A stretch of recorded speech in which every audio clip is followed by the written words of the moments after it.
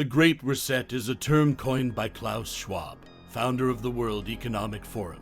In order to demystify the Great Reset, we first have to understand stakeholder capitalism. The ultimate agenda of the Great Reset is to abolish shareholder capitalism and replace it with a system of stakeholder capitalism. Stakeholder capitalism is a form of capitalism in which profit generation for the benefit of shareholders isn't the only goal of a company. Instead of just creating value for shareholders, the premise of stakeholder capitalism is to serve the interests of many different stakeholders: employees, local communities, future generations, as well as the environment as a whole.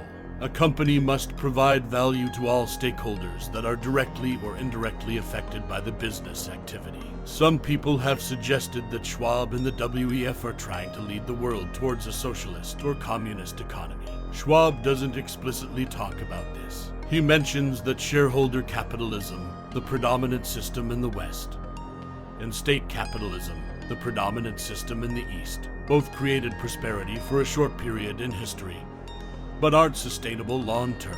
He proposes stakeholder capitalism as a third alternative and gives a few examples as to how companies and nations can implement the stakeholder principle.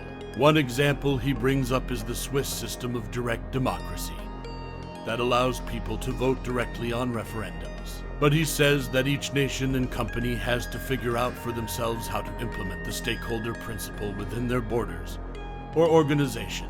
Overall, the way Schwab defines stakeholder capitalism is relatively vague and leaves room for interpretation. He does emphasize several times it goes hand in hand with a return to stronger governments. In the chapter called The Return of Big Government, he says, looking to the future, governments will most likely, but with different degrees of intensity, decide that it's in the best interest of society to rewrite some of the rules of the game and permanently increase their role. It becomes clear that the WEF's envisioned stakeholder capitalism includes more government control. The sustainable stakeholder capitalism Schwab and the WEF envision seems to be a merge between free market capitalism and state capitalism, a world where companies, three-letter agencies, governments, and other unclearly defined stakeholders call the shots. The fear is that it might turn into a highly technological surveillance economy. Schwab talks about the Fourth Industrial Revolution a lot, which is a term he uses to describe artificial intelligence, augmented reality, virtual reality, cryptocurrencies, the metaverse, and things of that nature. While these technological advancements could improve our lives, when combined with stakeholder principles, the Fourth Industrial Revolution could turn into a dystopian future. Digital vaccine passports and contact tracing give us a taste of what this might look like.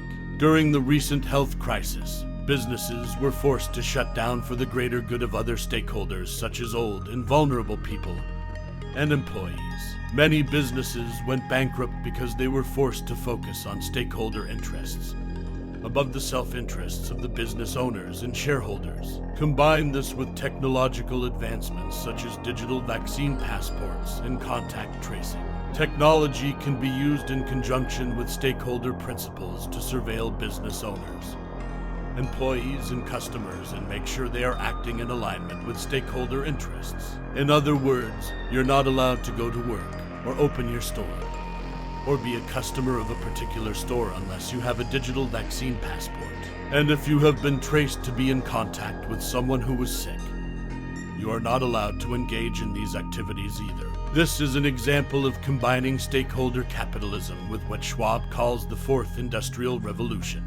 The way stakeholder capitalism existed in the United States until 1970 is pretty benign.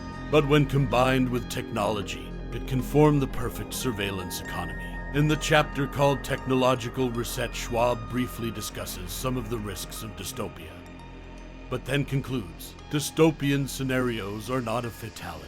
It is true that in the post-pandemic era, personal health and well-being will become a much greater priority for society, which is why the genie of tech surveillance will not be put back into the bottle. It seems like for Schwab a trade-off between privacy and stakeholder interests is necessary in order to create value for all stakeholders We as individuals must give up some of our privacy and accept technological surveillance as a permanent fact after the health crisis. As Milton Friedman famously said, nothing is as permanent as a temporary government program. The true danger lies in a scenario where things like a state of emergency, increased government control, and technological surveillance become the new normal.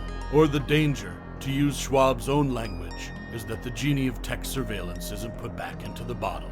Who decides what stakeholder interests are? During the health crisis, it was mainly governments that called the shots. Or maybe it will be global elites during their annual World Economic Forum in Davos. However you put it, all of this comes at the price of personal liberty and privacy.